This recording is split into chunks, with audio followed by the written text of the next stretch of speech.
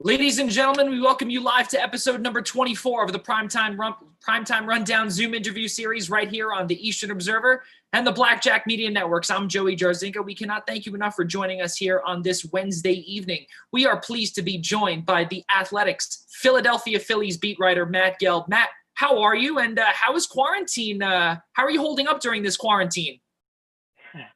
Doing well. Excited finally that there's some actual baseball to write about, even though we have no idea if it's going to happen or not. But it's something different to take us away from kind of the realities of this world right now. But quarantine's been good.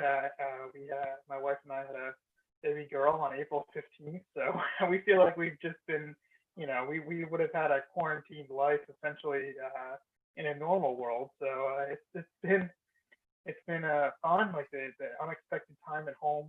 Usually I'd be traveling and at the ballpark a lot this time of year, but I've gotten some extra time at home, and that's been really great. And I've spent with my family, so that's been the positive. Trying to look at the positive at all, but it's been a challenge. We're lucky. There's so many people who aren't lucky, but definitely been a challenge. Yeah, there's no doubt about it. And again, for those that did not hear Matt, there is a little bit of sound discrepancy on your end. But I think we just for just a tiny bit, couldn't hear you there, but I know I heard you. But for those that did not hear, Matt had a baby girl back in April. So congratulations again. And again, as we did say just off air, happy belated Father's Day. And I hope that your wife does not get used to Father's Day, because, normally at this time, Matt, this is the time that you're on the road. But, I guess she got spoiled now where, during these trying times, she's able to have her husband for the whole day, which is great. But really great to hear. And obviously, again, for those that do not know, obviously there's a lot of unrest in the world, but there are some positives that came back yesterday at 5 p.m. Well, guess what, folks? Baseball is back, and that means Matt Gelb will be back on the beat. He's been there doing that, came out with a couple articles just a couple of days ago with Mark Carrig, and we'll get to that in just a few moments. But let's start with who you are, Matt. And for those that are just joining us for the first time, this podcast is a byproduct of our flagship podcast, the Primetime Rundown, as you can see right here. And also what this is that we get to know who Matt Gelb is, along with all of our guests outside of what is written in 3 sentences on a website that may say that Matt is a Syracuse grad or etc. What else is Matt all about? And that's who we're going to find out. That's what we're going to find out about today. So Matt, let's get the ball rolling. So as I pulled off a little spoiler alert there, you are a Syracuse grad, Newhouse graduate. Talk about your time at Syracuse, class of 2009. You're a Pennsylvania native, Central Bucks High School. You became a writer immediately after your time at Syracuse. This is, obviously Syracuse is a big broadcasting school, but you stayed in the media industry and went towards the writing side of things. Give us a little bit of background there.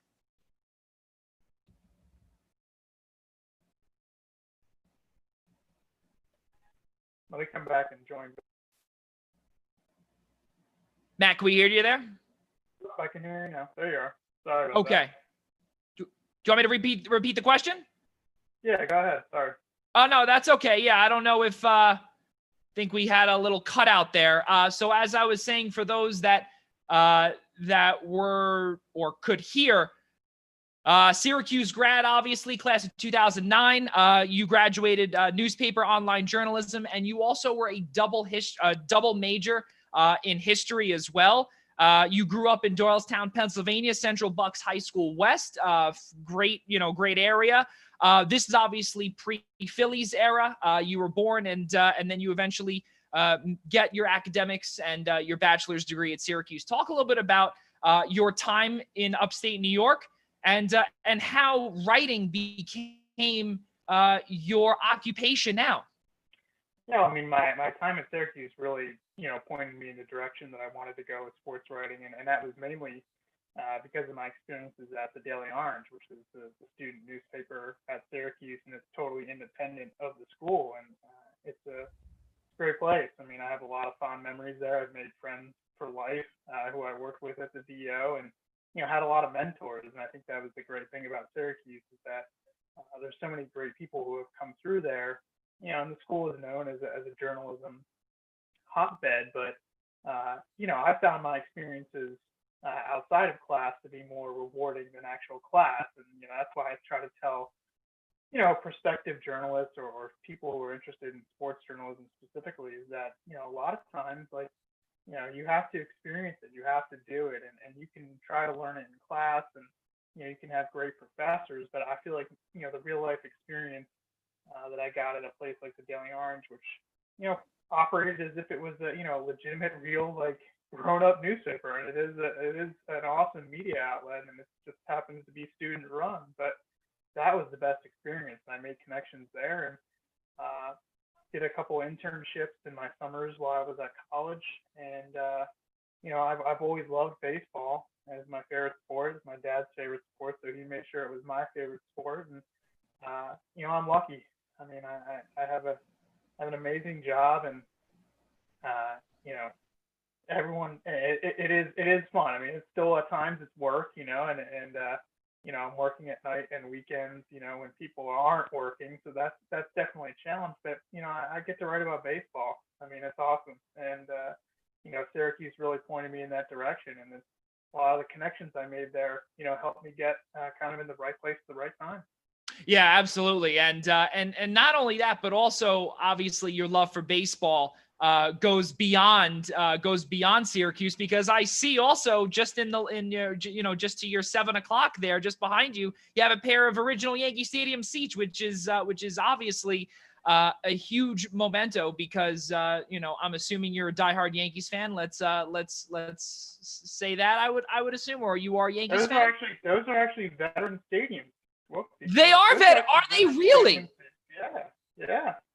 So wow. That's my dad. When they were going to blow up the vet, it would have been after the 2003 season. Yeah. They were selling the seats. A pair of the seats for I think like $150 or something, and my dad got two pairs, and one of them is at my parents' house, and the other one he said, whenever you can take them once you get your own. The second set you can take them once you get your own house, and so I've got a pair of vet stadium seats here in my house now, and I remember my dad, they would have you pull down the service ramp, and they just loaded the seats in the back of the van, and that was it. That was they had plenty of them to sell, so they're pretty cool. That's great. Yeah, it's actually sad to say that I didn't even recognize, because those seats, here obviously in the New York area, they looked identical to Yankee Stadium seats. But again, for those Phillies fans that are watching, I do apologize for my Yankee fandom. But we are speaking with a Phillies beat writer, so really, really good stuff there. So continuing on track here. Now your time, Matt, as a journalist, he goes again all the way back, and did you always want to be a writer going all the way back to Central Bucks High School? Were you a part of writing clubs there or sports clubs there where you'd be able to write for the respective sports teams? Yeah, actually, I wrote for the paper, the student paper in high school, and I played baseball, I played hockey. I wasn't very good, and just like any most sports writers, their athletic career ended prematurely, and I never thought I was any good at sports. But I loved sports. I loved following them, and I also love to write, and I've been able to combine those two passions. And even in high school, like I kind of, I actually worked, answered phones for one of the small papers in Montgomery County, which is just outside of Philadelphia. And, I loved it. I mean, I loved everything about it. And it's not always the most glamorous profession, as I've come to learn, but, it kind of beats having a real job. I mean, I think it's a lot of fun, but those are my two passions. Like even when I was in high school, writing and sports, but specifically baseball. And I got lucky. There's no other way to put it. And a lot of people ask me for advice about how to break in the industry, and like it really is like the right place, the right time, and I mean, it can be a brutal industry as we've seen now the last few months. I mean, there's a lot of cutbacks, and there haven't been sports, so it's a tough time to be in sports journalism. But I wouldn't trade it. I really wouldn't. Yeah, especially now. Now is the time that you really have to have the faith that you're going to get your job back if you were furloughed, if you were laid off, but also, yeah, if you're an aspiring broadcaster, journalist, and I know, Matt, you could probably attest to this as well. But if you really want it, you're going to go get it, because now again is the time where there's not many places that are hiring. Everyone's looking to cut back. So, almost you have to really buckle up and make sure that that you're not going to get ejected from that seat, because the pink slip could be coming with anybody now, and it's really, it stinks. But you said it again. I can attest to that, especially with breaking in the industry. It's so difficult, and you can also. I think you can attest to this also, but it's not a job when you love what you do, but when you wake up extremely happy. Talk about that. What do you think? As a sports journalist, you wake up every day and you say to yourself, "Wow, I'm a sports journalist." This is not many people can say that, when they're going off to their 9-to-5 blue collar jobs. Yeah, so I tried to get a little perspective on it because I covered the Phillies for 5 seasons for the Philadelphia Inquirer from 2010 to 2014.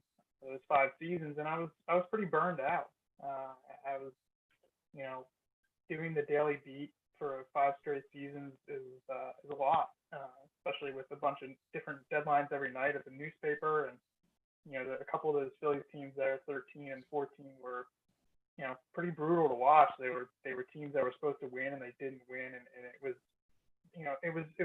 they were tough teams to cover. They were older teams, and there was a lot of there's a lot of bad feelings around those teams, and people were pretty angry in that clubhouse. And I was just burned out, and I really wanted to see what else there was. I mean, I only knew baseball as much as I loved it, but I was definitely burned out. And I did a year on the city desk at the Inquirer, and I covered everything. I was a general assignment reporter. I covered cops, courts.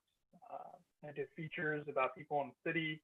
I got to see a lot of different things that I'd never seen, but it was also the first time since graduating college that I had, a quote unquote like 9 to 5-ish job. I mean, I went into the newsroom in the morning. I left the newsroom at a certain time, usually each day. And this is what I equated. Like when I'm at the ballpark, I'm never looking at the clock, being like, oh, I only got 15 more minutes and I can clock out, or I only got two more hours and I can clock out. I can go home.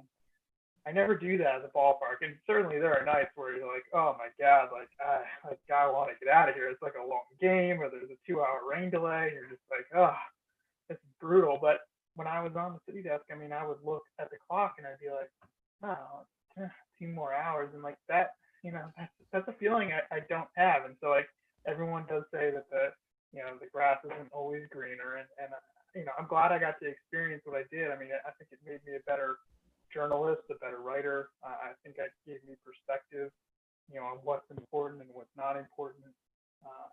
But I was back on baseball in 2016, and then moved to the Athletic for the start of the 2018 season. So this will be my 11th full season covering baseball. Though it's not really a full season, but this will be my 11th full season covering baseball, covering the Phillies. And yeah, I mean, I think that perspective was important, though. I think walking away from it for a year, I don't take it for granted now. I think it's easy to take things for granted in life, and I think during this whole crisis, I think a lot of us have had to reassess like what's important in our lives, and you learn to really appreciate the things that you love, that are consistent, that give you joy, and certainly my job is one of those things. Yeah, especially because, it could just go away like that, and you had brought up your time at the Inquirer. You had gone from covering, you were obviously a sports journalist there. You were covering the Phillies for the Inquirer as well, but then you moved to the city desk as well. Now, when you got out of that, did you feel that was almost like your comfort zone type thing? Like where you got out of that, and then, how did you feel? Yeah, I mean, it was more as like, is this the only thing I can do? Like, all I can do is just cover baseball. And like, I wanted to prove to myself, I think there was part of it, I wanted to prove to myself that I could do other things. And, this is like this sports writers love to like, hang their hat on this. They're like, well, if you can cover baseball or if you can cover high school sports, you can do anything. And I do tend, you can cover anything. And I do tend to believe that. I mean, it does give you, the baseball beat. The way I look at it is, I'm writing about baseball, but in the end, like, I'm writing about people. My beat is people. It just so happens the people I'm covering are, multi-million-dollar athletes or billionaire owners or, very famous coaches or managers. They're people though. I mean, like, they experience the same emotions and the same feelings that we do. They just do it in front of a lot more people than we do. And those basic human emotions are like really, to me, what drives, everything. And baseball is included in that. And so I view my job as covering people and trying to, humanize these games. And that doesn't mean just like writing a human interest feature. It means like trying to actually figure out like the emotions and the thoughts and the feelings that go into, big games or a player's rise or a player's fall. And, I think getting out of that comfort zone that I did for a year, like seeing, knocking on a door, in Southwest Philadelphia of a family who had just lost a child in a homicide. I mean, like a terrible experience, an experience that like, I didn't really enjoy. And like, I didn't think I'd ever be doing that, or covering a murder trial, in Center City, Philadelphia for 3 weeks. And then learning the intricacies of the court and, the people involved, but it just always came back to people, and it could be a judge, it can be a first baseman, it could be, anyone, but the same basic ideas apply. And like being empathetic, being a good listener, having an open mind, like these are all things that you need on the baseball beat, and you can transfer them anywhere just about. And I think proving to myself that I could do that, was satisfying. But like I did kind of miss having a ballpark as my office. Like it's hard to beat that as your office. I mean, it's not a bad view. So I'm happy that I have it. And not only that too, but you bring up the fact that the ballpark is your office, and then also different cities is your office daily as well. And whenever you go on the road, with obviously covering the Phillies and for The Athletic, you are blessed to be traveling all over the United States. And during everything that's going on right now between COVID and between the unrest in America, it's you almost feel like it's I've heard some people say, it's just a ballpark, it's just another city. But I've always said to myself, well, when I do that, when I go from place to place with our school, St. Francis College in Brooklyn, it's almost like you can't take it for granted, because it's again, it's another city, and one day you could be completely again out of a job. Now, going back to what we were talking about earlier, with, you were actually discussing about the losing seasons, or, right when you actually got into your time with the Phillies. If I'm not mistaken, that was around 2010, if you will. So that was 2010. So, yep. Right. Yeah. And not only that, I don't mean to cut you off. Again, I'm just having a little difficulty hearing you. So 2010, if I'm not mistaken, that was the year that Roy Halladay had his no-hitter against the Cincinnati Reds in the NLDS. And for all those baseball fans that know out there, that's only the second postseason no-hitter ever. And I'm going to venture to say that my man Matt Gelb right here got to witness that. So with you being able to witness history that we may never see again, you obviously got the start with the Phillies right when their prime was going a little downhill, but you got spoiled there, Matt. You got to see an NLCS trip right away. Unfortunately, they couldn't get past the San Francisco Giants, but then the following year, they still made it to the NLDS. So talk about if, as a writer, do you feel that in the beginning of your tenure, you were a little spoiled there where you got to see a lot of winning, but then unfortunately, ever since 2011-12, it has been a humongous rebuilding process post Charlie Manuel era. Yeah, a great baseball writer by the name of Chico Harlan. He no longer writes about baseball. He's actually the Washington Post Italian correspondent. He's based in Rome, and he's been writing some incredible stories, during the COVID crisis. And he's actually a Syracuse alum. He's a few years older than me. He covered the Washington Nationals when they were really bad, really, really bad.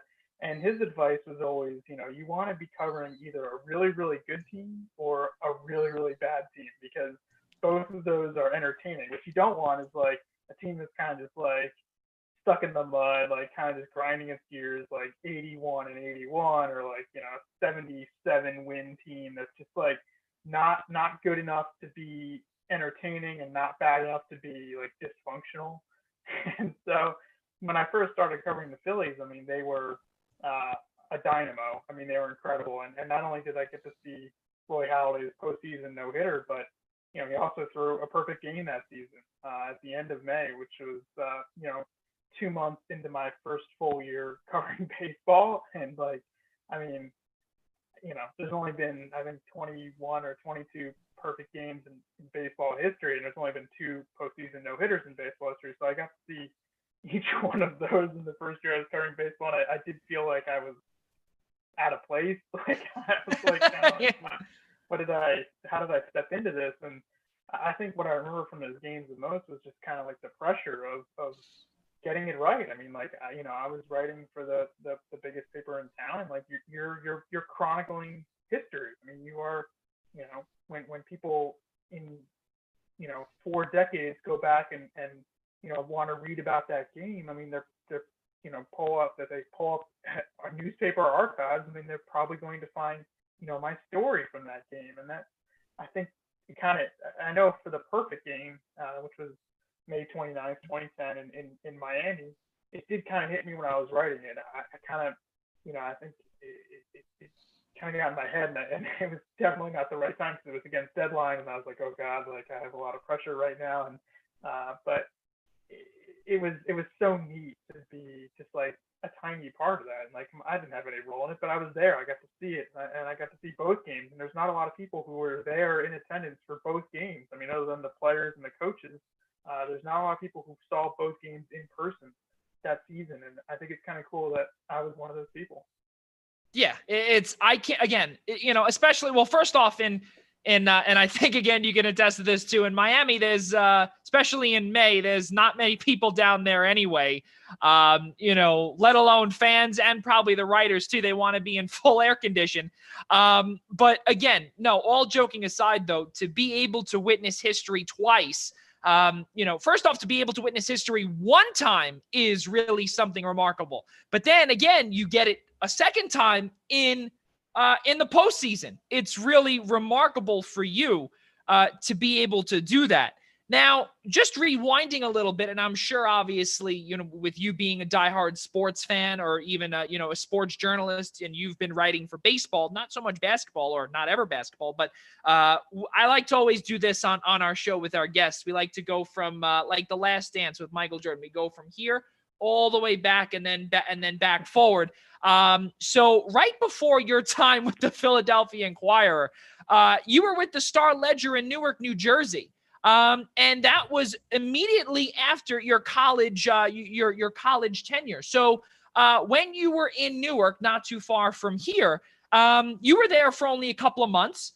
Talk about your time there and how things got started, and then eventually you proceeded to head back to your home state in Pennsylvania. So talk about your time there, or the bridge from New Jersey back to PA.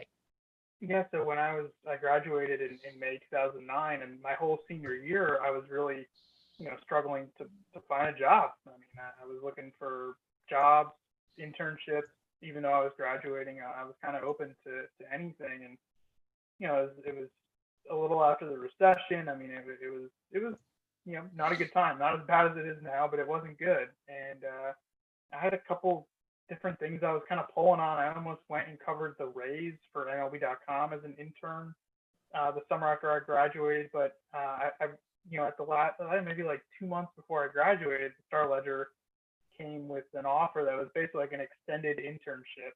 It was a little more than a summer internship with the potential for it to be a little more than an internship. I mean, they thought that maybe they would be able to bring me on full time at some point. So I was like, all right, yeah, this sounds great. I mean, let's do it. And for most of that summer, you'll laugh. I mean, I did a lot of baseball. I was essentially the backup Yankees writer that summer, and the Yankees beat writer that summer for the New York Star Ledger was Mark Craig, who is now my teammate at The Athletic, and we just wrote a story together this week. I was his backup basically, which means like I would be at the ballpark. I might write a side story while he's writing the main story, or I might fill in for him if he's not covering. But I did a lot of everything that summer as an intern. You just, you're like, you do whatever they tell you. I mean, if they want you to go cover arena football, or if they want you to cover, a Devils rookie camp or something, you're like, yeah, great. I mean, it sounds awesome. So I got to do a lot that summer, but I did a lot of baseball. And that summer, watching how the daily rhythms of the beat, watching how Carrig did his work, like it did convince me. I was like, I want to do this. At least I want to try it. And my time in New York was great, but they couldn't keep me on. They had some financial problems, and they were like, after 12-ish weeks, I was I was unemployed. I was a college graduate. I was unemployed. I came home. My parents live. I grew up in the area. So my parents are about a half hour outside the city in Philly, and I started covering high school sports as like a stringer, as a freelancer for the Inquirer. And they had known me because I interned for them when I was in college, and that's how I started. I mean, I covered maybe 2 or 3 games a week, a soccer game, a high school football game, and then the paper went into bankruptcy. But just before they went into bankruptcy, they found a way to somehow make me a full-time employee, which I don't know how they did it. They liked me. They knew they were going to have some kind of hiring freeze probably, so they kind of just pushed me in. And I was covering high schools for the Inquirer. And then, I mean, it was right place, right time. I mean, they were in bankruptcy, so they weren't allowed to make any hires, and they lost both of their baseball writers in the off season between the 2009 and the 2010 season. They both left for different outlets, and they weren't allowed to hire. And so they looked at me, and I started covering, baseball, started covering the Phillies full time right before my 23rd birthday.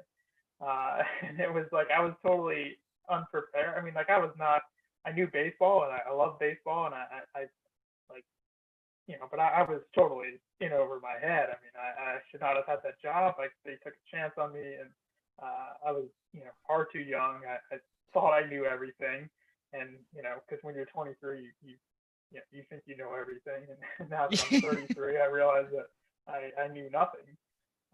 And that's how I got started. I mean, it was luck. I mean, it really was. Like, I almost took a job in Bloomington, Indiana, covering Indiana University football for the Bloomington News Tribune, I think it is, paper there.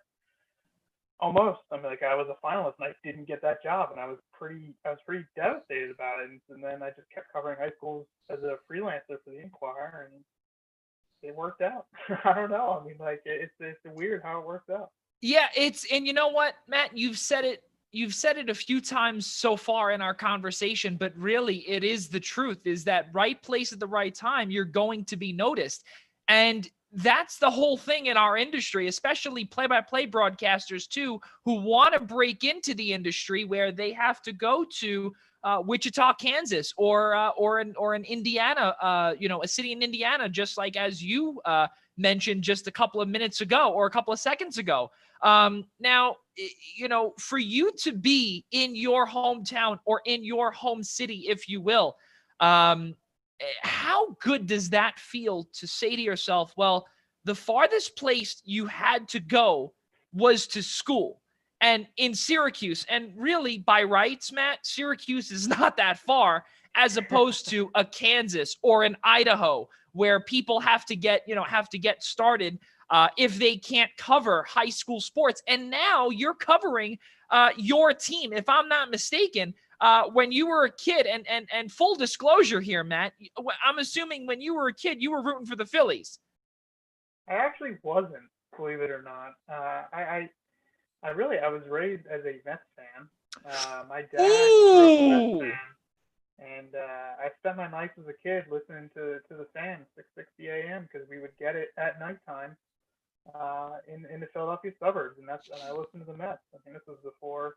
Like, I feel like I'm not that old. I'm only 33, but this is, you couldn't watch, out of town, out of market games unless it was the Braves because they were on TBS. But I would listen to Bob Murphy and Gary Cohen on 660 a fan, and I grew up a Mets fan actually, and I was definitely, I felt like a lot of my friends weren't Phillies fans, even though, growing up, because the Phillies were so bad in the mid to late 90s. After 93, just terrible teams. Nobody was interested. Bad ballpark, bad teams. So, I took a lot of crap being a Mets fan in suburban Philadelphia, but once you start covering baseball, I'm a fan of the game. If the Phillies are good, that's great. If the Phillies are bad, that's okay.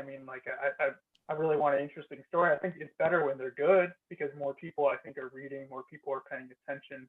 I definitely think it's better when they're good, but I don't mind, covering a really, really bad team or a team that has a lot of drama. I kind of enjoy that. I am a writer, like I am not trying to create drama or create stories, but if it's there, it's entertaining. So actually, grew up a Mets fan. Well, well, you know what? So for our New York and Long Island listeners, they'll like that. But for the Philadelphia fans that are listening, you know how years ago they booed Santa Claus. Now they're gonna boo Matt Gelb in the press box. Now next time they see you after hearing that. But no, all joking aside, though, that really is fantastic. I will say I'm a diehard Yankees fan, but still I respect the Phillies. Obviously, again, all the Mets fans that are listening. Too bad. Suck it up. The Phillies are better, but we'll get to that later on. But and you spoke about the drama. We won't go into that, but you actually have had a whole lot to write about in the last 9 to 10 years with Charlie Manuel leaving, with Gabe Kapler possibly not being able to manage, or Bryce Harper coming in and saying, well, we're going to bring a title to DC. Oh, wait a minute. That actually happened. He by accidentally said DC as opposed to Philly. And then with Hunter Pence was there as well. Andrew McCutchen destroys his ACL last year. And then there's so many stories to talk about in the city of brotherly love. And I'm actually a diehard Eagles fan, so I love the city.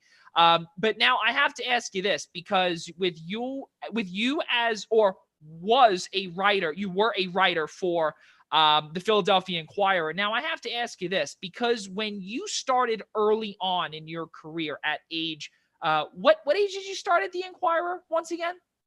23 when I was full time. Yeah. Right. So 23, and especially in the media market such as Philadelphia, where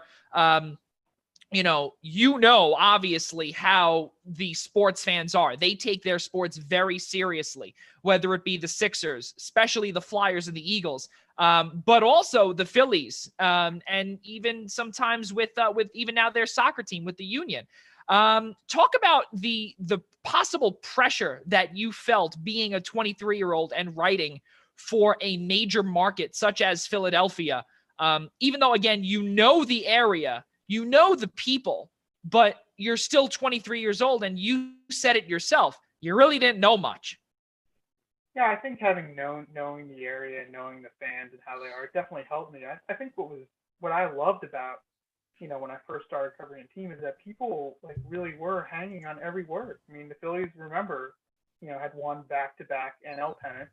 They won the World Series in 2008. They lost the Yankees in the World Series in 2009. But there were a lot of expectations when I started full time on the beat. In spring training 2010, I had actually covered a little bit of the '09 World Series just because I was like an extra guy. Like we had like 10 people covering that World Series. But as the full time beat writer, spring training 2010, I mean, like I was, yeah, there's a ton of pressure, but it was so cool because like you knew that everybody was reading. Like you knew that everybody was hanging on every word, and people were excited, and people were following along. And even if it's like a random Tuesday night in June, you know that like there's more than just diehards that are paying attention. Like there are a lot of people interested, and I love that. I love that. Uh, I felt like people were reading and people were interested. And as a writer, I mean, like all you can hope for is that like you can engage your readers. You hope that you're giving them with a fair and accurate portrayal of the team, and that you feel like you're asking the questions that they want to be asked. And I think as a beat writer, that's how I take my job. I mean, I'm trying to be a voice for the fans. I mean, like I have the access. I'm the one who's able to ask the manager a question, or ask the pitcher a question, or ask the general manager a question. Like, it's important that I have a feel for what people are thinking. And it doesn't mean that just because, the loudest people in the room want to fire everybody. I mean, it doesn't mean like that I'm saying that they need to fire everybody, or that I'm asking, why won't you fire this guy? It's more like, I mean, I think, you need to know what people are thinking or wondering about, and you want to make sure that you have the pulse of the fans. And you also want to know when to tell them that maybe that they're wrong. So, I mean, I think it's knowing the people in the city, and knowing how the fans think. I mean, I can't speak for everyone, but like I try to read and listen as much as I can to people, and want to have a fair representation of what the team is like. Yeah, it's you obviously have to know the area because again, as we said just a couple of minutes ago, the fans in Philly, if you don't give them what they want, they're again gonna boo Santa Claus. They're gonna boo Matt Gelb. They're gonna boo their own fans, or talk trash to their own fans, like in the 200s up in at the link. I know exactly how it is as a fan myself. But now fast forwarding a little bit, Matt, to 2020. You begin your 10th year or /11th year, or 10 and a half year, if you will. We did say earlier, or in the top of the hour, that baseball is back. Yes, but also let's not forget, there was a starting point too this year. We completely forgot, obviously, that there was a start of spring training back in March of 2020. Boy, does it seem like almost a year ago, but really it's only not even 3 full or 4 full months. It's crazy. Earlier, again, we spoke about Matt's time being with his family, but now we have to ask this. It's difficult because, you think to yourself, okay, well, there are things that are bigger than baseball, such as COVID-19. And you got the call, Matt. Were you down in Florida when you got the call that spring training was canceled and this was officially deemed as a pandemic? I actually had come home for like a week-long break. I was there at the beginning of spring training when pitchers and catchers reported, and I stayed in Clearwater, Florida for about a month, and then came back to Philly around like March 6th or 7th, and I was supposed to go back on the 15th, I think. And that was like right around the time where like things started to get really weird. And I remember, I was watching the NBA on my couch actually at home, and when they ended up canceling the season, or suspending the season, and I mean, I actually still have a suitcase that is at the Phillies complex in Florida. I'm hoping that I might be able to get it back this week, because there's another truck that's bringing supplies up from the Phillies complex in Florida and bringing them back to Philadelphia because they're doing, their second spring training. I want to call it summer camp. Can we call it summer camp instead of That's like fair. second spring training or spring training 2.0? I don't like that. I like summer camp. It's summer camp, and I like that. Yeah, that's good. so I left a bunch of stuff down there at my condo because I was going to go back down. And that it doesn't feel like a year ago. It feels like 10 years ago at this point. And it was just, I mean, it is surreal because and it's small potatoes compared to what people are going through. But everybody's daily rhythms like have been disrupted, right? And like during the baseball season, like end of June here, like I would have a daily rhythm, like I would, there's just like a pace to it, and just not having that has been, it's a big adjustment. It's definitely something, something weird, but I feel like, I've been trying to talk to players and coaches via text message or calling people in the game that I know, but it's so weird not having been around baseball now for almost 4 months. It's crazy. Yeah, it's wild just to think that there was a possibility where there would be no baseball. Again, we just found out yesterday that it was made official that the MLBPA Players Association they agreed to everything that the owners that Major League Baseball that they proposed. Now it's going to be a 60-game season. There is a lot of things.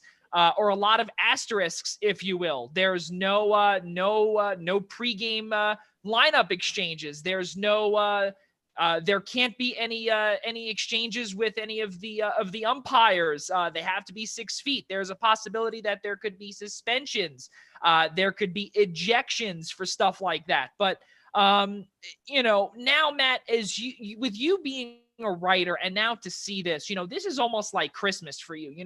Baseball is back. You're able to now, easier for you as a writer. How difficult was it when baseball, obviously the 2020 season was in limbo or was in serious jeopardy? How tough was it to come up with positive content? Yeah, I mean, it's just tough to write, period. I mean, I think,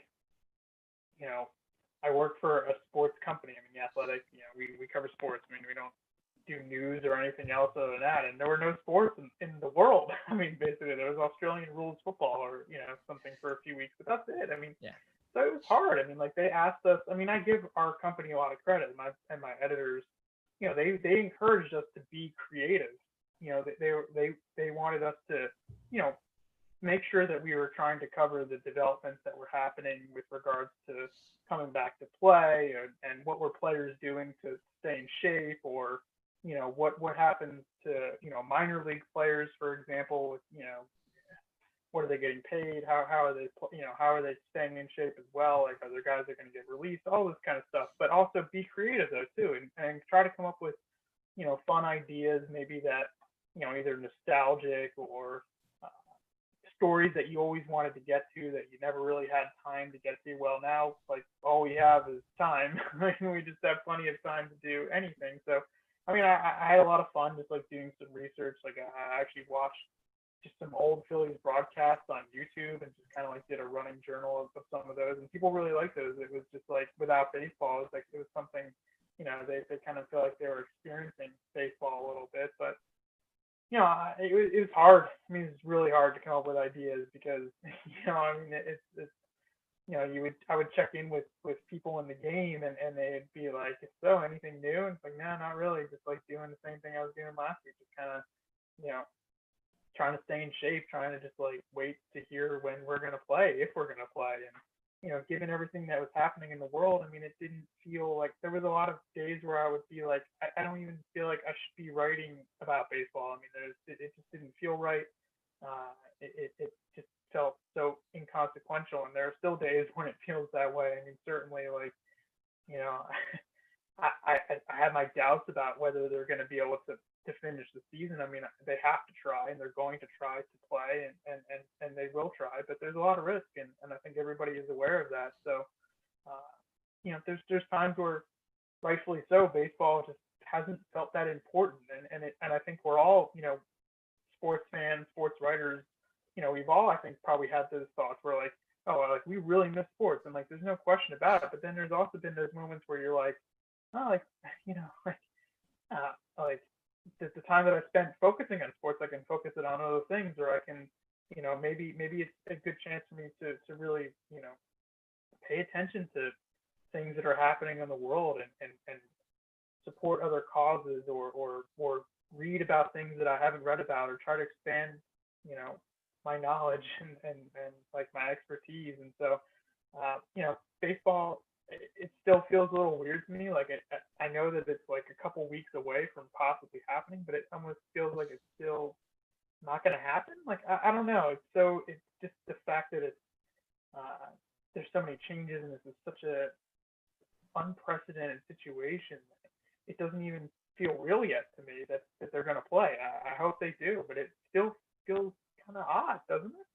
Yeah, it's definitely odd, and not only that too. I like the point that you brought up about expanding knowledge on everything else because, there are times when I've been told, well, you're so busy focused on sports, but then you sometimes got to watch the news with certain things. You're writing about this, you're calling these games, you're doing whatever, but then because you're in the books trying to do research, trying to come up with content. It's almost like things that are happening, again, we're all human. We all deal with all this stuff. That includes the players that you cover. It is definitely a crazy world out there for sure. But sticking to a few positives here, Matt, as we head into the bottom of the eighth of our interview here. Are we okay still on time, Matt? I know you're Yeah. 2-year-old. You're okay? All right. I'm just making sure. Yeah, we'll be good in just a few minutes. But as we said, bottom of the eighth inning here of our conversation. For those that are just joining us, that's Matt Gelb for The Athletic, covers the Philadelphia Phillies. I'm Joey Jarzynka. We cannot thank you enough. We're 10 minutes from 9 p.m. Eastern time here on Long Island, and also where Matt is in the suburban Philadelphia area. So now with baseball officially being back, there are plenty of asterisks. And also, obviously, there are also many risks. We just heard also, Matt, on Friday that your team, the Philadelphia Phillies, had 5 players test positive for COVID-19. And also just yesterday, or actually earlier today, was the Rockies' Charlie Blackmon and also 2 other players. Now, with you having a family, you having a 2-month-old daughter, and for you possibly, well, not possibly, most likely going to have to head down to wherever the Phillies are going to play. We don't know yet. Are they going to play in a, in an isolated Arizona complex? Are they going to play in Florida? Well, obviously not Florida because now everything is spiking. Or could they be playing in Philadelphia? We don't know. There is literally no answer to be had. But then obviously Major League Baseball shut down all the complexes and everyone was sent back to their home city. Yankees and the Mets are going to be having summer camp, if you will, here at Yankee Stadium and at Citi Field. So with you being a writer, Matt, and you having a family, and as you said, looking at the bigger picture in the world that is going on and to expand your knowledge with certain things, such as this issue, what do you think as a writer and your family, how do you go about heading back to the ballpark? Great question. I mean, it's starting to just become a reality now because we finally got some of the guidelines and the media guidelines, and my job will change drastically. I mean, I think the great thing about covering baseball in the past has been the access. I'm very selfish about it because like it's great. I mean, like I get access to the clubhouse before every game, talk to some players if I'm working on a feature, talk to the manager before the game, and then also after the game, obviously the clubhouse opens. You can talk to players from the game or talk to the manager. I mean, the access is really good, especially being on the road too when I would travel, and you develop relationships, through that access. And the access is going to be very different in this world. I mean, there will be basically no access, other than like a video call. And so, there's still, I think, there's going to be value in being at the ballpark, and I expect to, certainly cover a lot of their home games here in Philadelphia. But what that looks like, I mean, I don't know. Like I've, tried to take as many precautions, as we can, like as a family. I mean, really limited, everything. I mean, go to the grocery store maybe like once every 2 weeks, and really beyond that, like very little interaction outside of my immediate family. And I think, for a lot of people, this is going to be difficult. I mean, this goes for the players too. I mean, there are players who have young children or players who have pregnant wives right now who have difficult decisions to make, and this is not just about baseball. And like, as much as we want to focus on sports and baseball, I mean, this is way bigger than baseball, and I think we're, as a writer, I mean, I'm just like the tiniest of pieces in that. So, it's my job. So like, I expect to still be going to the ballpark, but I probably won't be traveling. I mean, it doesn't seem like there's going to be a lot of value in traveling just because of the lack of access, and the schedule is such that the Phillies aren't going to be doing a lot of long distance traveling. I mean, the longest trip they're going to make is to Miami, and Miami and Atlanta. I mean, those are their longest trips, and they're mostly going to be concentrated here in the Northeast. A lot of NL East and a lot of AL East games, and so, I mean, reading through the protocols that they have in place for how the teams are going to travel, I mean, it's insane. I mean, it's like 10 pages of very detailed protocols for how you travel in a plane, on a train, like what you're supposed to do when you're at the hotel, like how you're supposed to have your meals, like not go out, like not see family or friends. And I mean, I don't know how they're going to enforce a lot of this, but it's going to be really hard. I mean, and then like the alternative is this, like, quote unquote bubble idea, like the NBA is going to do, and maybe the bubble works better, but that's a big ask. Like, I mean, you're asking players to not be with their families for a while, or at least the beginning, and you're asking these guys to relocate for months at a time here, and I understand why baseball is not going to do that, but there's a lot of risk in trying to play in every home city, right? I mean, there's certain cities right now, as we're seeing, that are hotspots. So I mean, there's a lot of ethical and moral dilemmas here, and I feel like we've only begun to scratch that surface, especially on the player front. I really think that some of these guys have. You're going to see some guys who aren't going to play, and it's going to be hard to blame them. And I know there's going to be people who will be upset about that.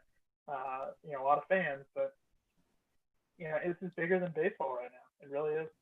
Yeah, it's extremely bigger, and you also brought up about with the other sports and the bubbles and everything like that, and we even talk about now. There's other players, the aforementioned Charlie Blackmon, but then you also look to the NBA. You look at Indiana Pacers' Malcolm Brogdon was just diagnosed with that today. Also, Jabari Parker from the Sacramento Kings, another hotspot in Sacramento now, was just tested positive. So a lot of these bubbles, first these guys have to, try and escape COVID, but clearly some of these guys are starting to fall like flies.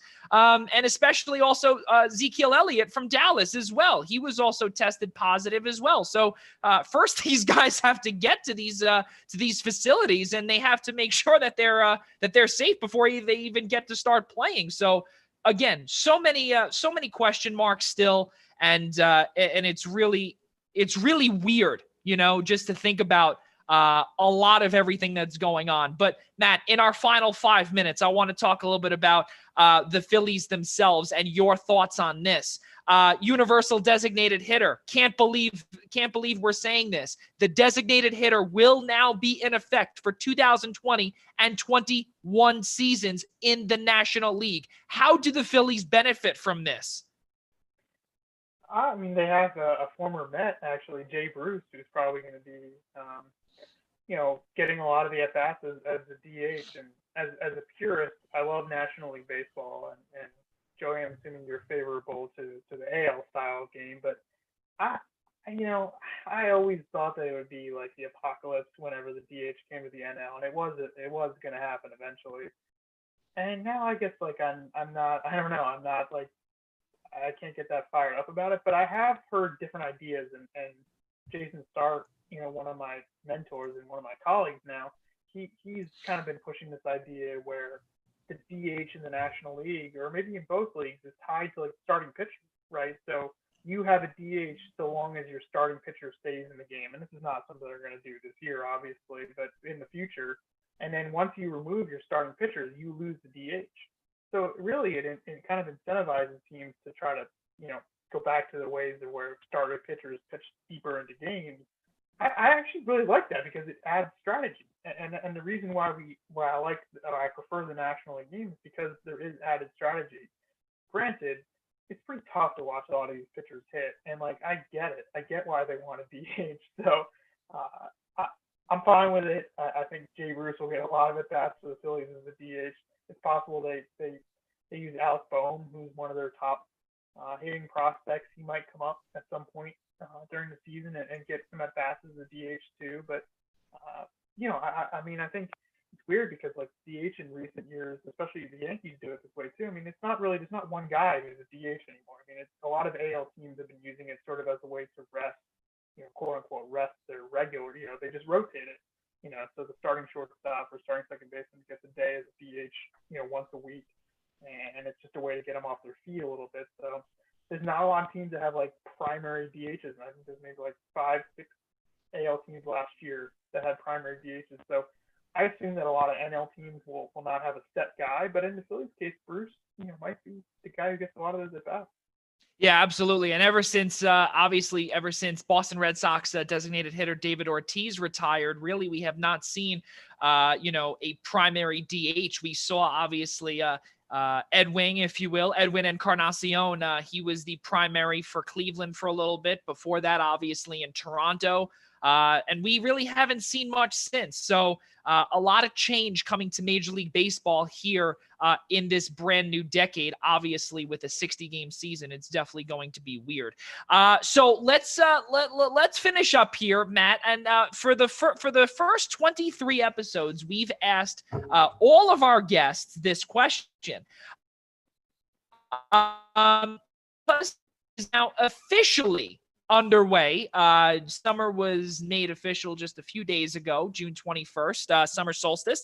We asked everybody what their favorite ice cream flavor was. Why would we do that on a sports show? Well, because there are a lot of negative things going on in the world, and we needed something positive to look forward to. So, Matt Gelb, I shall ask you this question. What is your favorite ice cream? And we can add this to the list. Give me cookie dough. Cookie dough. Excellent. All right. So you actually are in line with former NFL wide receiver Cecil Shorts. That's pretty cool. Right. So there you go. So Cecil Shorts and Matt Gelb both have the same taste in ice cream. Like that. That's pretty good. We'll definitely let him know that. Now to the final question that I have for you here is that with you still traveling, or when you were traveling, back in the, oh my gosh, a year ago, your favorite National League city and your favorite interleague city, your favorite American League city. Let's hear both. One of both. Favorite National League city is probably San Diego. It's hard to beat. Just the weather. I love the ballpark too. It's right downtown. It's a really cool place. Very different than Philly. I mean, very laid back and beautiful weather. So it's a nice escape. And then favorite AL city? I'll probably stay on the West Coast and I would go Seattle. And the Phillies don't go there often. In fact, we were supposed to be in Seattle for July 4th weekend this year. And that sadly will not happen. But I really do like whenever I can get a trip to Seattle. And the Phillies have been out there, I think, twice since I've been covering them. Beautiful, beautiful city. Well, that's definitely, again, another place on the bucket list that I'll eventually have to get to at some point. But obviously, Matt, we've run out of time here. I want to thank you so much for tuning or for coming on to the show. Obviously, so many more questions. Be sure to follow Matt Gelb on Twitter at Matt Gelb. Am I right? That's it. As easy as 1, 2, 3 at Matt Gelb. That's it. Blue check mark, works for The Athletic, the Philadelphia Phillies beat writer. Really can't thank you enough for joining me here, Matt. And it's been a lot of fun the last hour. It's just to get away from the negative and to look at look ahead to the 60-game season. Thank you for having me, Joey. Really appreciate it. Be safe. Absolutely, man. So before you do go, just want to read a couple of closing credits for our audience. So for those here watching on the Blackjack Media Network, join our friends Kurt, Kenny, Jim, and Petro on Saturday night, June 27th, starting at 8 p.m. as they talk all things sports over at the K&K Show, airing Wednesday nights and Saturday evenings. They're actually live right now. You could head over there to the I-95 Sports Entertainment Network at the K&K Sports Show on Facebook, or visit the i95sportsnetwork.com for more details. Also, episode number 25 of this podcast, the Primetime Rundown Zoom interview series, we will be featuring someone I'm assuming that Matt Gelb has run into a few times. MLB.com, New York Mets beat writer Anthony DiComo will be joining us here on the show Monday, June 29th at 8 p.m. Eastern Time. Also, next Tuesday, episode number 9 of the Essential Wrestling Podcast returns June 30th, Tuesday night at 6 p.m. Eastern Time. Ladies and gentlemen, for one last time, that is Matt Gelb. I'm Joey Jarzynka. And for all of us at the Eastern Observer and the Blackjack Media Networks, we'll see you next time. Hold on. There we go. Good stuff, Matt. Really appreciate your time.